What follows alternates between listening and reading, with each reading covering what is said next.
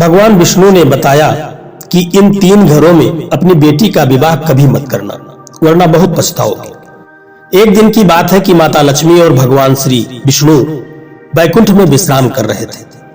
तभी माता लक्ष्मी ने भगवान विष्णु से कहा कि हे प्रभु, आज मेरे मन में 3 प्रश्न उठ रहे हैं, कृपा करके मेरे मन की जिज्ञासा को शांत करें। भगवान विष्णु कहते हैं कि हे देवी लक्ष्मी, आपके मन में जो भी शंका है आप निसंकोच होकर के आप कह सकती हैं, और मैं तुम्हारे मन में उठने वाले जितने भी प्रश्न हैं उनका उत्तर जरूर दूंगा। माता लक्ष्मी कहती हैं कि हे प्रभु, मेरा पहला प्रश्न है कि वह कौन सा घर है जहां एक पिता को अपनी बेटी का विवाह कभी नहीं करना चाहिए, और मेरा दूसरा प्रश्न है कि एक बेटी के लिए अपना घर कौन सा होता है, पिता का या पति का, और मेरा तीसरा प्रश्न है कि कौन से घर में बेटी का विवाह कर देने से उसका जीवन हमेशा के लिए यातनाओं से भरा रहता है और पुत्री सहित पिता को भी कष्ट भोगना पड़ता है। दोस्तों, तब भगवान विष्णु कहते हैं, मुस्कुराने लगे माता लक्ष्मी की बात सुन करके, और कहने लगे कि हे देवी, आपने बड़ा ही महत्वपूर्ण और सुंदर प्रश्न किया है, क्योंकि एक पुत्री ही पिता के लिए संसार का सबसे मूल्यवान गहना होता है, जो अपने हृदय पर पहाड़ का पत्थर रख करके पराये पुरुष को कन्या का दान करता है। इस संसार में सबसे भाग्यशाली पुरुष के घर में देवी आदि शक्ति का अंश कन्या का जन्म होता है, और कन्यादान सर्वश्रेष्ठ दानों में श्रेष्ठ होता है। हे देवी लक्ष्मी, मैं आपके तीनों प्रश्नों का उत्तर एक पवित्र कहानी के माध्यम से देना चाहता हूँ। आप इस कहानी को पूरा सुनना और बड़े ध्यान से सुनना, और जो भी मनुष्य इस कथा को बड़े ध्यान से सुनता है अथवा किसी को सुनाता है, उसके जन्म जन्मांतर के सारे पाप नष्ट हो जाते हैं और मनुष्य को मृत्यु के बाद भी अच्छे लोक की प्राप्ति हो जाती है। दोस्तों, फिर माता लक्ष्मी कहती हैं कि हे प्रभु, मैं इस पवित्र कथा को पूरा ध्यान से सुनूंगी। प्रभु, आप कृपा करके आप इसको सुनाइए, जिससे मानव जाति का भी कल्याण हो सके। आप मुझे इस कथा को कहिए। दोस्तों, फिर भगवान श्री विष्णु कहते हैं कि हे देवी लक्ष्मी, एक समय की बात है कि मध्य देश में एक गरीब किसान अपनी पत्नी और बेटी के साथ रहता था। उसके घर में जब बेटी का जन्म हुआ तो वह बहुत खुश हो गया। वह किसान अपनी पत्नी से और बेटी से बड़ा प्रेम करता था। वह तीनों भगवान नारायण के बड़े भक्त थे। रोजाना तुलसी को जल देना, पूजा पाठ करना उनका नित्य का नियम था।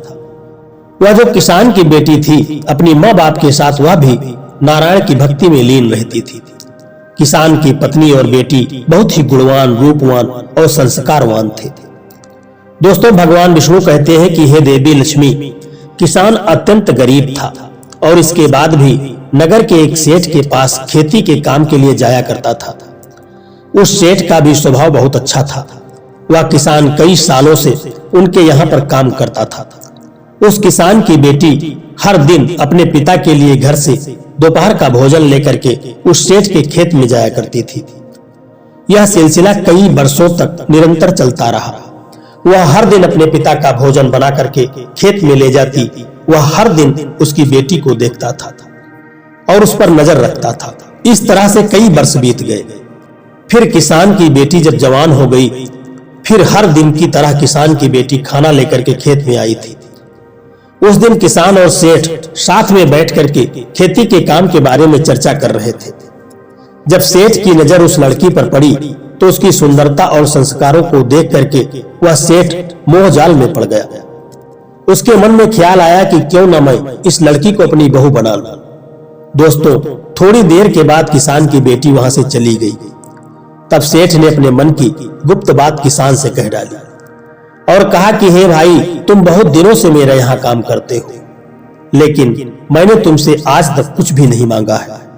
किंतु अगर तुम बुरा न मानो तो क्या तुम अपनी बेटी का विवाह मेरे बेटे के साथ कर दोगे? सेठ के मुंह से ऐसी बात सुन करके उसकी खुशी का ठिकाना ना रहा। किंतु किसान ने संकोच करते हुए कहा कि सेठ जी, मैं आपकी बातों से सहमत हूँ, किंतु इस विवाह के बारे में मुझे अपनी पत्नी और बेटी की भी राय लेना चाहिए। तब सेठ ने कहा कि मित्र, क्यों नहीं, तुम जरूर उनकी राय लेकर के मुझको बताना। दोस्तों, भगवान विष्णु कहते हैं कि हे देवी लक्ष्मी, जब भी किसी स्त्री या पुरुष का विवाह करना हो तो उसके मन की बात जान करके ही माता पिता को उसके भविष्य का निर्णय लेना चाहिए। जब रात में किसान ने अपनी पत्नी और बेटी से इस विवाह के बारे में पूछा तो उन दोनों ने एक साथ हाँ में जवाब दिया। वैसे भी किसान की पत्नी हमेशा से चाहती थी कि उसकी बेटी किसी राजघराने में राज करे। दोस्तों, फिर भगवान विष्णु कहते हैं कि हे देवी लक्ष्मी, वहीं दूसरी ओर जब सेठ ने विवाह की बात अपनी पत्नी और बेटे से कही तो उन दोनों ने इस रिश्ते को नापसंद किया, क्योंकि सेठ की पत्नी बहुत लालची और दुष्ट स्वभाव की थी। उसका बेटा भी बड़ा निकम्मा और लालची स्वभाव का था। तभी सेठ की पत्नी कहने लगी, हाय हाय, आपकी क्या मति मारी गई है, तुम्हारी तो बुद्धि भ्रष्ट हो गई है जो एक भिखारी को बहू बनाना चाहते हो। मैं तो क्या, मेरी जूती भी ऐसे घर में कदम न रखे। और सेठ का बेटा भी अपनी माँ के जैसे तेवर दिखाते हुए कहने लगा, पिताजी, क्यों आप मेरी जिंदगी को बर्बाद करना चाहते हैं? हमारे जो भी दोस्त हैं और हमारे जितने भी नातेदार हैं वे हमें क्या कहेंगे, वो तो हम पर थूकेंगे। मित्रों, सेठ को लगता था कि अगर ऐसी अच्छी बहू उसे मिल जाए तो उनके घर की तरक्की होगी, घर में सुख शांति बनी रहेगी और बेटा भी उसके काम में हाथ बटाएगा। लेकिन घर वालों की ऐसी बात को सुनकर के सेठ को बहुत बुरा लगा और सेठ ने कहा कि अब इस घर की बहू तो केवल उसी किसान की बेटी ही बनेगी। उस घर में सेठ का ही राज्य चलता था, इसलिए उसने जबरदस्ती अपनी पत्नी और बेटे को मना लिया। फिर अगले दिन जब खेत में किसान और सेठ की मुलाकात हुई तो किसान कहने लगा, सेठ जी, मुझे माफ कीजिए, हमें यह रिश्ता तो बहुत पसंद है, किंतु मेरी आपके बेटे के साथ विवाह करने की हैसियत नहीं है। तब सेठ ने बड़ी ही मुस्कुराते हुए कहा, बस इतनी सी बात है, तुम जितना चाहे खर्च करो, तुम्हें जितने भी धन की आवश्यकता होगी वह तुम्हें मिल जाएगा, तुम हमारे मुंशी जी तुमको वह धन दे देंगे। तब सेठ ने मुंशी से कहा, देखो, यह हमारे होने वाले समधी हैं, इन्हें जो चाहे वह सब कुछ दे दो। फिर उस किसान ने बड़ी धूमधाम से अपनी बेटी का विवाह उस सेठ के लड़के के साथ कर दिया। किसान की बेटी ने भी ईश्वर का नाम लेकर के उसके साथ 7 फेरे लिए और वो अपने ससुराल में चली गई। फिर क्या था, सेठ का बेटा पत्नी को छोड़ करके अपनी एक प्रेमिका के साथ रहने लगा और आए दिन सास बहू के बीच में झगड़ा होने लगा। हर दिन सेठ जी अपनी बहू और पत्नी को समझाते, सुलह कराते। फिर एक दिन की बात है कि सेठ जी को दिल का दौरा पड़ा और उसी कारण से उसकी मृत्यु हो गई। तब सबसे ज्यादा दुख उस किसान की बेटी को हुआ, जबकि सेठ की पत्नी और बेटा बहुत खुश हुए, क्योंकि अब उन्हें कोई टोकने वाला नहीं था। दोस्तों, भगवान विष्णु कहते हैं कि हे देवी लक्ष्मी, अब तो किसान की बेटी के बहुत बुरे दिन शुरू हो गए थे। जब भी झगड़ा होता तो अपने मायके में जाती, लेकिन किसान और उसकी पत्नी हमेशा उसको समझा बुझा करके वापस उसी सेठ के घर ससुराल में भेज देता था। यह सिलसिला कई महीनों तक चलता रहा। फिर एक दिन सेठ के बेटे ने किसान को काम से निकाल दिया और उसे बहुत भला बुरा अपशब्द कहा, उसकी बड़ी बेइज्जती की। दोस्तों, जब किसान की बेटी उनसे डरने की वजह उनसे प्रेम पूर्वक रहने लगी, तब सेठ की पत्नी के मन में एक बुरा ख्याल आया। उन दिनों किसान की बेटी पेट से थी, वह गर्भवती थी, तो उसने चिकनी चुपड़ी बातों से किसान की बेटी के मन को जीत लिया, मानो जैसे कोई सांप ही चिड़िया के अंडों की रक्षा कर रहा है। फिर एक दिन उस सेठ की पत्नी ने बहू के खाने में जहर मिला करके उसको दे दिया। किसान की बेटी भी अनजाने में उसे खा करके सो गई और उसकी रात्रि में ही मृत्यु हो गई। दोस्तों, इधर सेठ की पत्नी ने अन्य नगरवासियों को कहा कि उनकी बहू ने जहर खा करके आत्महत्या कर ली है। साथ ही उसने किसान को भी यह संदेश भेज दिया कि तुम अपनी बेटी के शव को यहां से ले जाओ। जब यह बात किसान को और उसकी पत्नी को पता चली तो उनके धीरज का बांध टूट चुका था और उन्होंने अपनी मृत बेटी के शव को घर ला करके उसका अंतिम संस्कार कर दिया। उसके बाद दूसरे दिन किसान न्याय मांगने के लिए राजा के दरबार में गया और उसने सारी हकीकत जो भी बात थी वह सब कुछ राजा को बता दी। राजा ने बात को बड़े ध्यान से सुना। जब राजा ने दरबार लगाया तो सेठ के बेटे ने धन के लालच में राजा के जो मंत्री थे उनको खरीद लिया, जिस कारण से किसान के पास कोई सबूत नहीं था कि उसकी बेटी ने आत्महत्या किया है। राजा ने भी सेठ की पत्नी और बेटे को निर्दोष करार देते हुए छोड़ दिया और दूसरी तरफ किसान और उसकी पत्नी हताश होकर के उस नगर को छोड़ करके एक मठ में चले गए और नारायण की पूजा में लीन हो गए।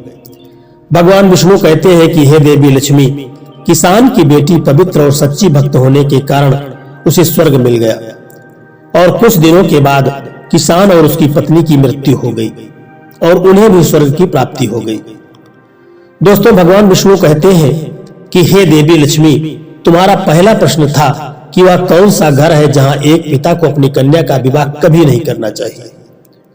तो यह घर इस सेठ का है जो अत्यधिक धनवान था, जहां पर उसकी कन्या सुखपूर्वक जीने की वजह से दुख भोग रही थी।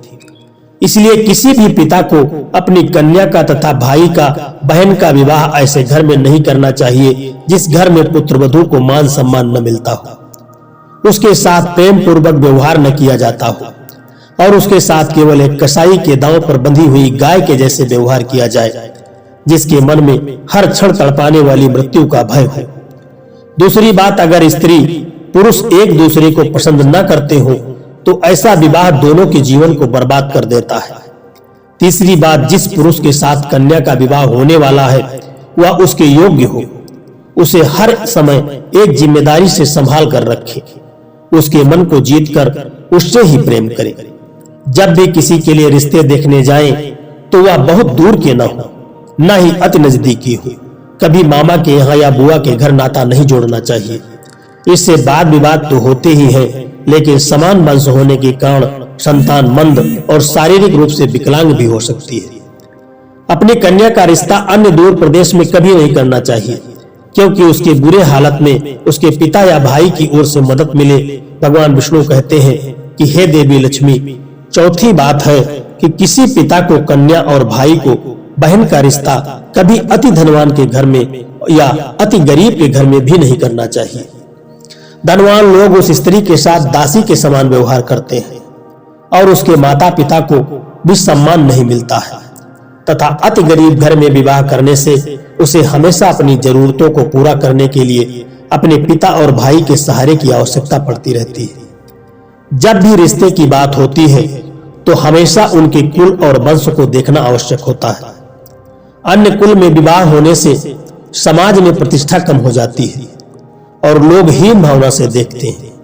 साथ ही उस स्त्री को भी कई परेशानियों का सामना करना पड़ जाता है। दोस्तों, भगवान विष्णु कहते हैं कि हे लक्ष्मी, आपका दूसरा प्रश्न था कि एक बेटी के लिए अपना घर कौन सा होता है, पिता का या पति का। तो शास्त्रों के अनुसार स्त्री का घर उसके पति का ही होता है। चाहे सुख हो या दुख, पति पत्नी को हमेशा साथ रहना चाहिए और हर हालत में एक दूसरे का साथ देना चाहिए, जैसे कि हमारी राम सीता की जोड़ी थी। और आपका तीसरा प्रश्न था कि कौन से घर में बेटी की शादी कर देने से उसका जीवन हमेशा के लिए यातना से भरा रहता है और कन्या सहित पिता को भी कष्ट भोगना पड़ता है। जिस घर में स्त्री को सम्मान न दिया जाता हो, उसके साथ हमेशा तुच्छ प्रकार का अभद्र व्यवहार किया जाता हो, या जिस घर में स्त्री पर पुरुषों से हाथ उठाया जाता हो और उनको अपशब्द कहा जाता हो, ऐसे घर में स्त्री का विवाह कभी नहीं करना चाहिए। विष्णु जी कहते हैं कि हे देवी लक्ष्मी, अब मैंने आपके सारे प्रश्नों का उत्तर दे दिया है। तब माता लक्ष्मी कहती है कि हे प्रभु, जिस घर में स्त्री के साथ दुर्व्यवहार किया जाता है उस घर से लक्ष्मी रुष्ट होकर के चली जाती है। ऐसे घर में धन की हानि होती रहती है और घर गरीबी में चला जाता है। साथ ही जो पुरुष स्त्री पर हाथ उठाता है उसे भी ब्रह्म हत्या का पाप लगता है। दोस्तों, यह कहानी आपको कैसी लगी है एक प्यारा कमेंट करके जरूर बताना, और यदि वीडियो आपको पसंद आया है तो वीडियो को एक लाइक करके चैनल को सब्सक्राइब करने की भी कृपा कर देना। जय श्री कृष्णा, राधे राधे।